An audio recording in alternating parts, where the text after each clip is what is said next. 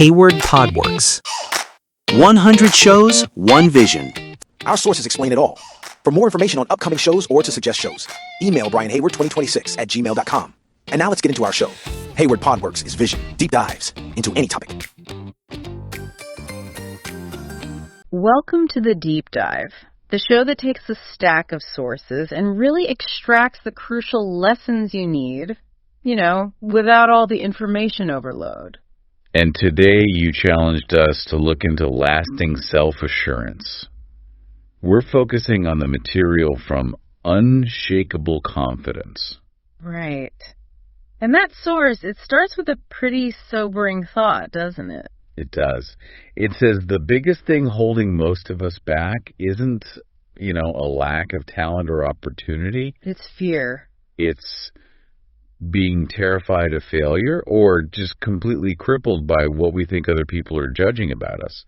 We hold ourselves back. It's that internal friction, that lack of alignment. Exactly. And the source brings up that great quote from Mahatma Gandhi about happiness. Oh, I love that one. That it's the perfect recipe for confidence, too. It's when your thoughts, your words, and your actions are all in harmony. Precisely. And that harmony, that's what they mean by unshakable confidence. It's fundamentally about,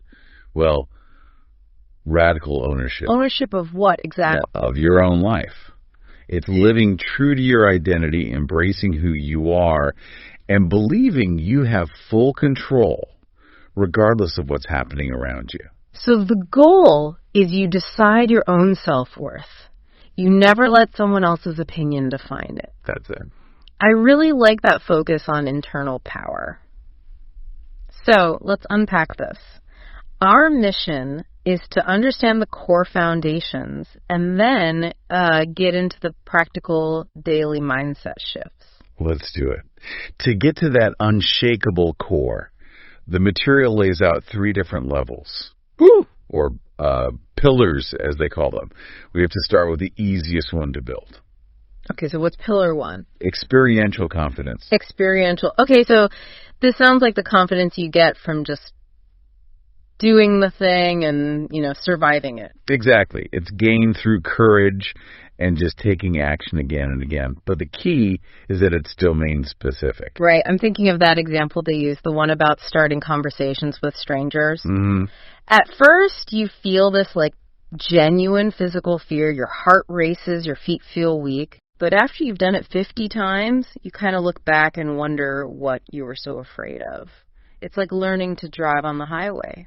And that's the mechanism right there. Yeah. Your mind learns to override that panic signal because you've given it new data. Every time you act against the fear, you're building up a psychological muscle.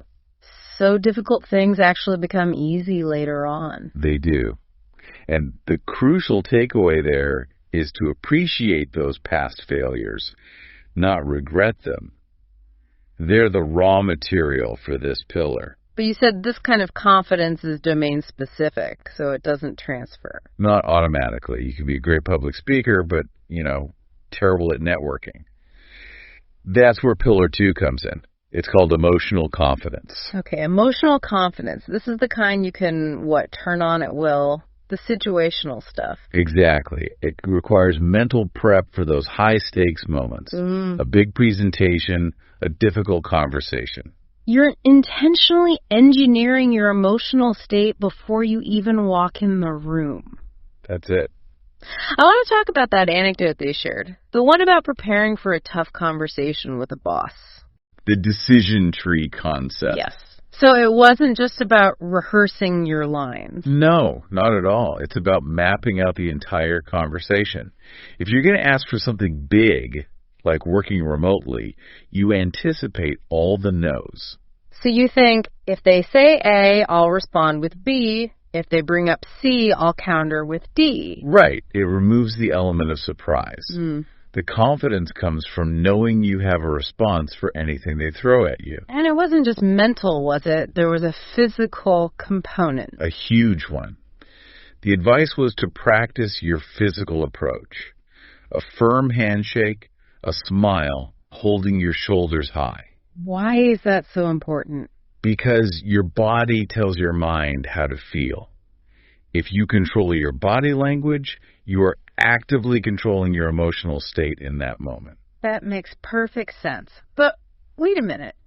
Both of those pillars, experiential and emotional, they could still get wiped out by a really bad outcome, couldn't they? A failed project, a horrible presentation. They could. So what's the bedrock? What keeps you stable when everything else falls apart? That's pillar 3. The real core of it all. Self-esteem. This is the deepest level, the true definition of unshakable. And the insight here is pretty profound. It's that confidence isn't broken by, broken bones. It's broken by a fragile identity. It is. The source makes such a good point. You can have people we see as incredibly tough war veterans, firefighters, who still lack the confidence to start a simple conversation. Which really challenges how we think about toughness. It does. It shows that high self-esteem isn't about physical grit. It's about having an identity that is 100% self-generated. You cannot let other people shape your standards for you. So you stop feeling like your identity is on the line every time you face rejection. Exactly. Yeah. If your sense of self is tied to your own internal values and you live up to your standards, then no rejection, no public failure can truly shake you.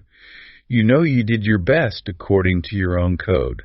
That's a powerful idea. It is. Okay, so once you start building these 3 pillars, what's the payoff? Why is this mastery worth all the effort? Oh, the benefits are huge. And they start with just immediate internal relief. Benefit 1 being a big reduction in fear and anxiety. Right. Confidence just silences that inner critic, that voice telling you you're not good enough. And it breaks that cycle of, what do they call it? Rumination. Yes, rumination. That mental loop where you just replay worries and mistakes over and over. And the research is clear. That's strongly linked to anxiety and depression. How does confidence stop that loop, though? It's a feeling, not a physical switch. It's an action-oriented faith. When you start ruminating, your focus is inward on your weaknesses. But confidence forces you to reappraise the situation. So instead of, why did I fail, you think, okay, what can I do next? The energy that was fueling the worry gets redirected into planning and action. Mm-hmm. You go from passive to active. And that leads right into the second benefit. More resilience, more motivation. Yep. Setbacks don't stop you. You just try again. Confident people don't see failure as who they are. They don't say, I am a failure. They say, that attempt failed. It's just data. It's just data. And the irony is, the more willing you are to fail and learn from that data, the more shots you take. And the more successful you become. Now, benefit 3 really surprised me. Better relationships through empathy. You'd think high confidence might lead to arrogance. It's the opposite. When you're insecure, you're always worried about what impression you're making. You're constantly performing. So you're too busy performing to actually be present and listen to the other person. Exactly. Confidence wipes out that need to impress.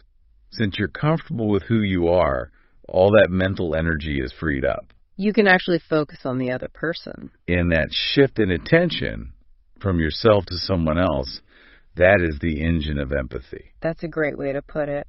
And the last one, benefit 4, is stronger authenticity. Right, because mistakes don't define your worth. You can accept your weaknesses. Your actions and values all start working together, giving you that real sense of purpose. Okay, so we've got the pillars, we've got the why. Now let's get into the how. What's the daily operating system for a confident person? It all starts with relentless mindset management. They treat their state of mind like a tool they have to tune constantly. How do they do that on demand? That seems tricky. The source says they can just shift gears instantly. It is a kind of intentional mental engineering. They recognize that the mindset for a chill Sunday afternoon is totally wrong for a high-stakes negotiation on Monday morning. So they don't wait for the feeling to show up. No, they invoke it. It might be a physical cue like changing their clothes, paired with a mental script where they remind themselves of past successes.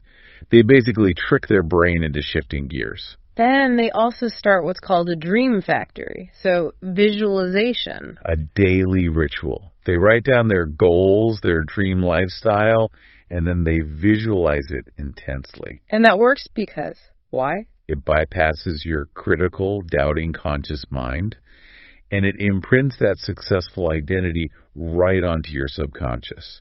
And your actions will naturally start to align with that belief. And maybe the most important part of this whole system, they just intentionally stop caring what other people think. Which is the runway for action. And the first big action step is always the same. Step out of your comfort zone. That's where all the growth happens. But that's the scary part. Of course. And the strategy for that is using micro goals. Don't try to eat the elephant in one bite. Break it down into smaller chunks. Exactly. Small wins generate dopamine. So instead of, say, asking someone out immediately, your micro goal is just to establish rapport. That little hit of success makes the next step feel, well, not so intimidating. You build confidence brick by brick. Then action step 2 is knowing your worth by defining your values. The material breaks them down into 2 types. Right. You have N values, which are the emotions you want to feel. Happiness, security, peace. And means values. Those are the things you think will get you there. Money, a job title, status. And why is that distinction so critical for your identity? Because if you confuse the two, you can spend your whole life chasing something, right, like money, only to find you still feel deeply insecure. Clarity on your true end values is the source of lasting confidence. Once you have that clarity, you get to action steps 3 and 4. Embrace change and be present. And embracing change means adopting a growth mindset. That's the work of researcher Carol Dweck. The idea that your skills and intelligence aren't fixed. Exactly. You believe you can improve through effort. The effort itself becomes the path to mastery, not a sign that you're lacking something. But to get there, you have to fight self-judgment. You have to practice non-judgment. The source suggests literally choosing days where you refuse to engage in any negative self-talk. And when a negative thought pops up, you replace it immediately with a positive one. It's like mental surgery. You're teaching your brain a new default language. And finally, being present. Developing that mental double check. It's about catching yourself. Are you in this meeting, or are you thinking about your grocery list? If you've drifted, you take a deep breath to ground yourself and bring your focus back. This all sounds great when you're moving forward, but what about when things go wrong? How does this help with conflict or failure? Let's start with conflict. Sticking up for yourself. Step 1 is being absolutely certain what you want. For example, you want disrespectful behavior to stop. Oh, okay. But then comes the really mature part. You have to accept the truth. Which is? That other people have a right to their own opinion, and you can only change how you see things, not them. Mm-hmm. That frees you. Yeah. You don't need their apology to feel validated. The practical tip is to write out what you want to say beforehand, but the ultimate power move is just... stop talking. Yeah. Knowing when to walk away from someone who just wants to argue is a massive sign of confidence. You value your time and energy more than winning a pointless fight. Okay, and what about bouncing back from failure? Successful people actively accept failure as an opportunity. Step 1 is cleanup. Apologize quickly, fix your mistakes, control the damage. But the real key is the ability to move on. The source says dwelling on failure literally deactivates the motivational centers in your brain. You can't dwell. You have to reframe it immediately. Shift from the emotion of it to the analysis of it. What did I learn? What's the data telling me for my next attempt? So the failure serves a purpose. It's not wasted time. Never.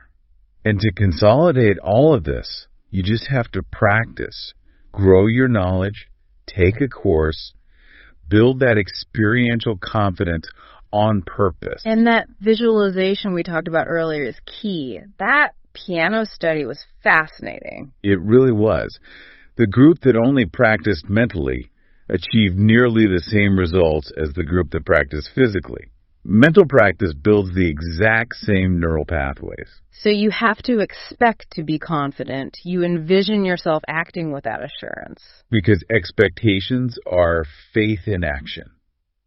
This whole deep dive really shows that unshakable confidence isn't a gift. It's a character you build moment by moment. Through a self-generated identity, clear values, and just sticking to your standards. It's a marathon of mental management. It really is. And there's one last element that's so easy to overlook. The people you surround yourself with. Your friends? Yes. They aren't just for support. They are critical because they model new ways of being. They teach you the value of teamwork. You can literally improve your own weaknesses by observing their strengths. That idea, learning by observing and intentionally modeling, that's a powerful thought to end on. It is. So, if confidence is built through observation and action, which specific strength or skill of one of your closest friends should you intentionally study and begin modeling in your own life this week? That's the question we invite you to mull over. Thank you for joining us for this deep dive into unshakable confidence. Hayward Podworks. 100 shows, one vision. All right, this is Hayward Podworks, and that's today's episode. If this helped you, do me a favor, hit follow, leave a quick rating, and share it with one person who'd get value. Want the extras, links, and new drops? Check the show notes. Until next time, stay sharp, stay consistent, and keep building. Hayward Podworks. We'll talk soon.